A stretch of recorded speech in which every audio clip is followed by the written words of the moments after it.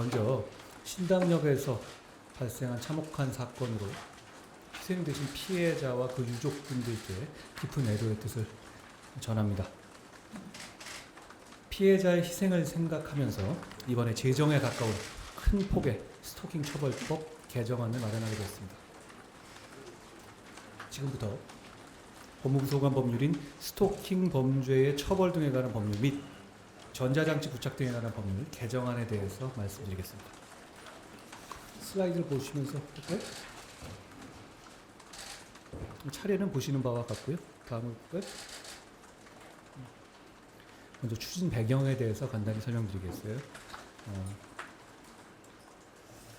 정확히 1년 전인 2021년 10월 21일부터 스토킹 처벌법이 시행되고 있습니다만 스토킹 범죄는 보시는 바와 같이 지속적으로 증가하고 있습니다. 또한 스토킹 피해자가 신변 보호 또는 재판 중에 가해자에 의해서 살해되는 사건이 지속적으로 발생했는데요. 특히 지난달 발생한 신당역 스토킹 피해 영무원 피살 사건은 국민들께 큰 충격을 드렸습니다. 현행 스토킹 처벌법은 살인 등 강력범죄로 이어지는 스토킹 범죄의 특성상 합의 시도 과정에서 추가 피해의 가능성이 있다는 문제점이 제기되어 왔습니다. 앞서 말씀드린 신당역 스토킹 피살 사건의 가해자 역시 피해자가 합의해 주지 않는 것에 앙심을 품고 보복성 범행을 저지른 것으로 드러났습니다. 이에 따라서 반의사불벌죄를 폐지하고 피해자 보호를 강화하기 위한 제도를 도입하는 등 현행 스토킹 처벌법의 제정 수준의 전면적 개선이 필요하다고 생각합니다. 다음으로 저희가 준비한 스토킹 처벌법의 개정안의 주요 내용에 대해서 설명드리겠습니다. 반의사불벌죄 조항을 삭제하겠습니다. 현재 단순 스토킹 범죄의 경우 피해자의 의사에 반하여 공소를 제기할 수 없도록 규정되어 있습니다.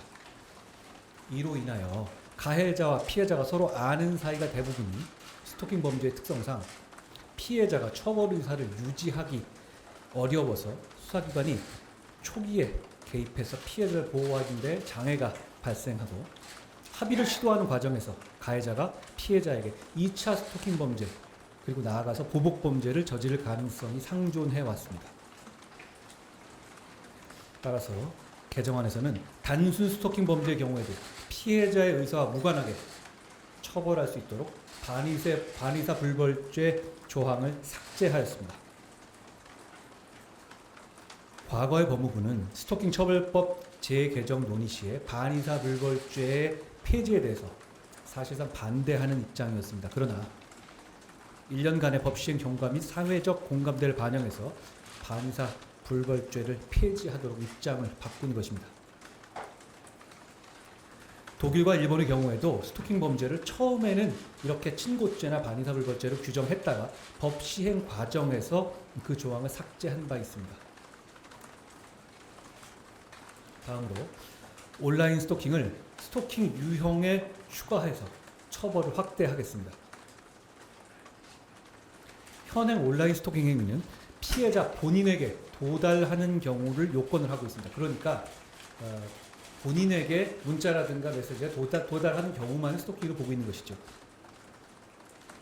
피해자 아닌 제3자나 불특정 다수인을 상대로 한 온라인 스토킹에 대해서는 처벌의 공백이 있어 왔습니다. 즉 현재 스토킹 처벌법에서는 정보통신망을 이용해서 피해자에게 직접 글과 영상을 도달하게 하는 행위만을 처벌하고 있는데 제3자에게 피해자의 개인정보를 수집해서 배포하는 등 온라인을 통한 사생활 침해 행위에 대해서 처벌을 확대하겠다는 겁니다. 예를 들어서 동창생의 이름과 나의 사진을 SNS에 개설된 소위 적절한 용어는 아닙니다만 지인 응용방이라고 하지 않습니까? 그런 방에서 피해자의 인격을 파괴하는 게시물을 유포하는 경우, 그래서 상대방에게 모욕감을 주는 게시물을 양산하고 그것을 널리 유포하는 경우에는 피해자를 직접 상대방으로 해서 하는 국지적인 스토킹보다 오히려 더 심각한 피해를 야기할 수 있습니다. 이런 소위 지인 능욕방과 같은 온라인 스토킹 범죄는 지금 사회적 문제가 되고 있는 제2N번방과 같은 성착취 범죄의 시초로서 실제로 그 사건에서는 사건의 시초 자체가 이런 정도의 방으로서 출발되는 것으로 확인되고 있습니다. 다른 중대 범죄로도 이어질 수 있기 때문에 엄단할 필요가 있다고 보는 것입니다.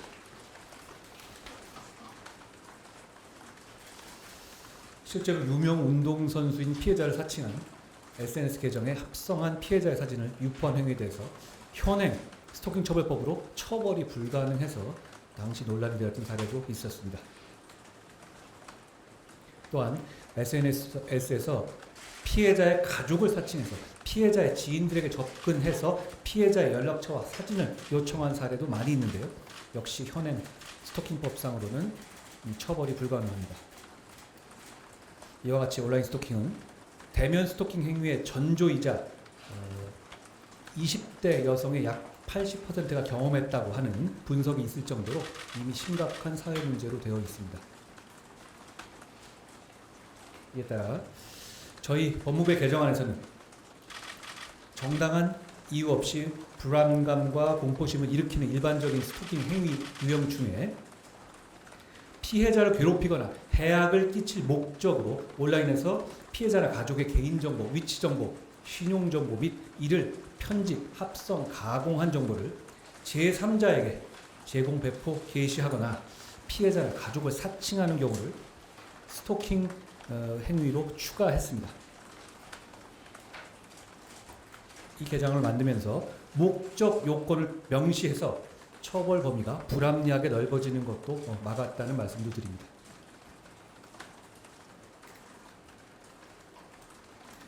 주요 선진국 역시 온라인 스토킹 행위를 처벌하고 있습니다.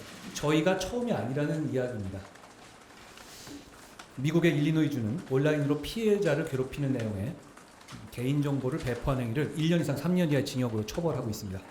미국의 캘리포니아주는 온라인으로 개인정보 또는 상대방에 대한 불법 행위를 유발할 수 있는 메시지를 배포하는 행위를 1년 이하의 징역형 또는 벌금으로 처벌하고 있고, 독일은 피해자 등의 데이터를 반복적으로 탐지, 취득하여 생활에 현저한 지장을 초래할 우려가 있는 행위를 하는 것을 3년 이하의 징역형 또는 벌금으로 처벌하고 있습니다. 온라인 스토킹에 대해서 말씀드렸고요. 다음으로 잠정 조치로 가해자에 대한 위치 추적, 전자장치 부착을 신설하겠습니다. 현행법상의 잠정 조치로 가해자의 피해자에 대한 접근 금지를 명할 수는 있었습니다. 다만 가해자가 피해자에게 접근한지 여부를 사전에 확인하기는 어려워서 이를 어기고 강력범죄로 이어진 피해 사례가 속출하고 있습니다. 그동안에는 피해자가 동의하는 신변보호의 수단으로 스마트워치를 지급하거나 하는 방식은 있었습니다만 정작 가해자에 대해서는 잠정 조치로서 위치 추적을 할 수 있는 제도적 장치가 없었습니다. 이에 저희 개정안은 접근 금지의 실효성을 제고하기 위해서 잠정 조치에 가해자에 대한 위치 추적 전자장치 부착을 도입해서 가해자의 피해자에 대한 접근 여부를 실시간으로 감시할 수 있도록 했습니다. 그러니까 가해자에게 위치 추적을 할 수 있는 조치를 제도적 조치를 마련하는 겁니다.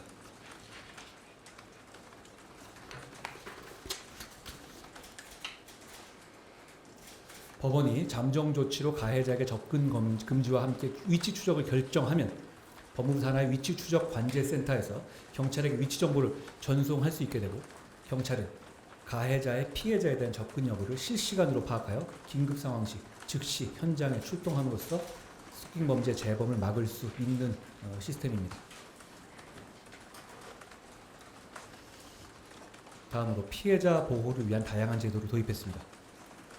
완전히 새로운 제도를 도입하는 걸로 보시면 안 되고요.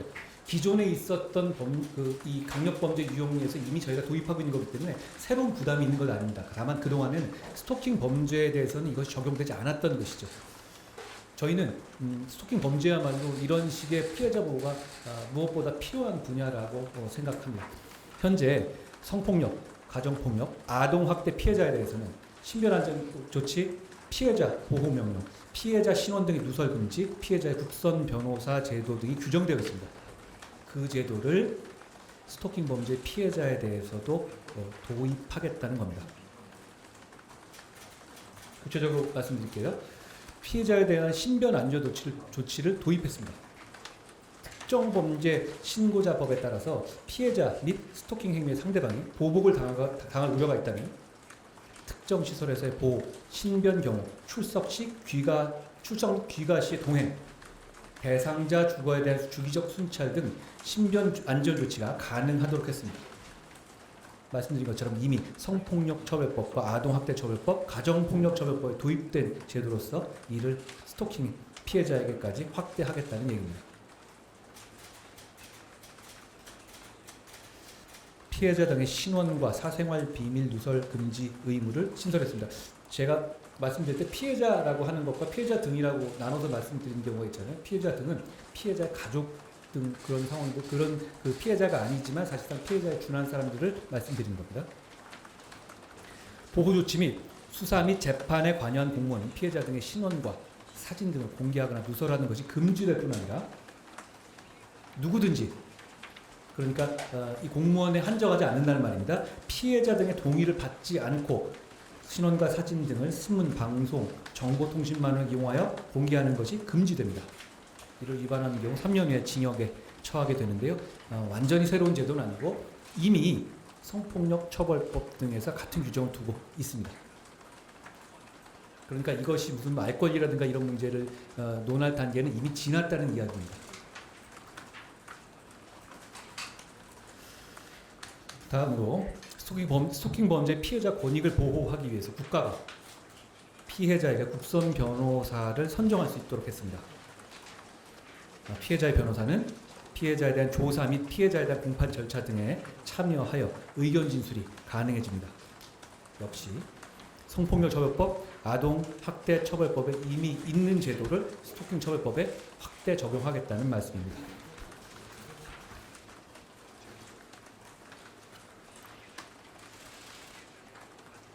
다음으로 잠정조치, 긴급응급조치 취소 등 절차에서 사법경찰관의 신청권을 명시했습니다. 이게 무슨 얘기냐면 현재는 이게 아마 수사권 조정이라든가 검수완박 국면에서의 그거가 정확하게 이해가 반영되지 않은 상태에서 법이 만들어졌기 때문에 생긴 일 같은데요. 잠정조치를 취소, 변경, 연장하는 절차에는 검사의 청구권만 인정돼서 과거하고 달리 지휘권이 없기 때문에 송치되기 전 단계에서는 경찰 단계에서 이루어진 상황에 대해서 검찰이 알 수가 없습니다. 그런 구도이기 때문에 사법경찰관이 사건이 검찰에 송치되기 전에 이미 발령된 잠정조치의 취소, 변경, 연장이 필요한 경우에 신청을 할 수 있는 법적 근거를 만들겠다는 것입니다.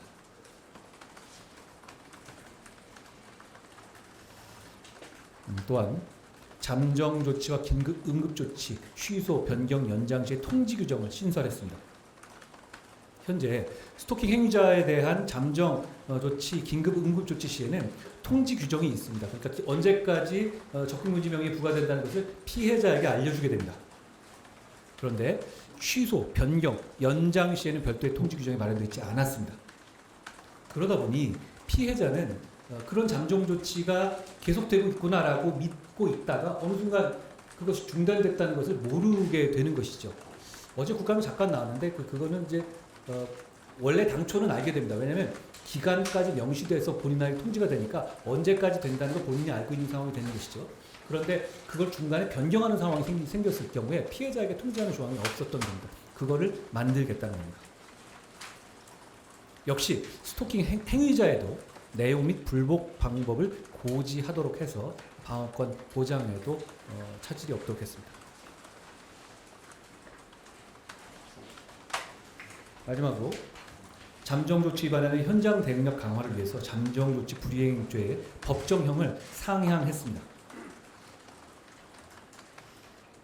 이거는 이제 현장에서 보면은 징역 1년 차이가 별거 아니라고 생각하지만 이게 굉장히 큰 의미가 있습니다. 왜냐하면 현재 잠정조치를 위반하는 경우에 징역형의 상한이 법정형의 징역 2년입니다. 이렇게 되면 현장에서 긴급 체포를 할 수가 없습니다. 잘 아시겠지만 우리 형사소송법상 긴급 체포는 법정형 3년 이상의 범죄에 대해서만 할 수 있습니다. 그러니까 징역형이 2년일 경우에는 영장이 있어야만 현행범이 아닌 한 체포가 가능한데, 근데 이 지금 스토킹 범죄에서의 그런 어떤 이 범인 체포는 단순하게 사법작용으로서의 죄를 묻는 것도 있지만 범죄를 더 이상의 범죄를 막는 효과도 분명히 있거든요. 그런 면에서의 문제점이 있다고 저희가 이제 발견해서 법정형을 3년 이하의 징역 또는 3천만 원 이하의 벌금을 상향하겠다는 겁니다. 예를 들어서 현재는 경찰이 잠정조치 위반의 현장에 신고받고 출동하더라도 범인이 그 자리에 있지 않을 경우가 많지 않습니까? 그 자리에만 있다면 상황에 따라서 현행범 체포는 가능한데, 그런 상황이 있다가 잠시 떴다. 그럼 이제 현행범 체포가 안 되거든요. 개정안에 따르면 경찰의 판단으로 영장 없이 긴급 체포 등의 신속한 현장 조치를 통해서 추가 범행을 막을 수 있게 됩니다. 작아 보이지만 현장에서는 큰 차이라고 저희는 현장에 있는 사람으로서 생각합니다. 또한 현재 긴급 응급조치를 위반한 경우의 제재가 과태료에 불과합니다. 응급조치의 경우에. 이렇게 되면 범죄 억제력이 부족하다고 볼 수가 있을 것 같습니다. 그래서 응급조치를 위반할 경우 과태료 대신에 형사처벌 조항을 신설해서 1년 이하의 징역 또는 1,000만 원 이하의 벌금을 처하도록 개정했습니다. 다음으로는 같이 동시에 개정하는 전자장치 부착법에 대해서 말씀드리겠는데요. 이거는 이제 좀 편하게 들으셔도 되는 게, 앞에 저희가 했었던 것들이 이제 개정안의 주요 내용이고, 이 부분은 그거를 실무에서 구현하기 위한 절차에 관한 법률이니까 제가 쭉쭉쭉쭉 좀 빨리 설명드리겠습니다. 개정안에서 6장을 신설해서 스토킹 행위자에 대한 전자장치 부착 결정 및 방법 등을 신설했습니다. 내용은 저희가 배포해둔 자료를 보시면 될 것 같아요. 그러니까 이거는 부수적인 어떤 절차에 관한 겁니다. 28번 갈까요? 그리고 자료에 대한 제공에 대한 특징을 마련했는데요.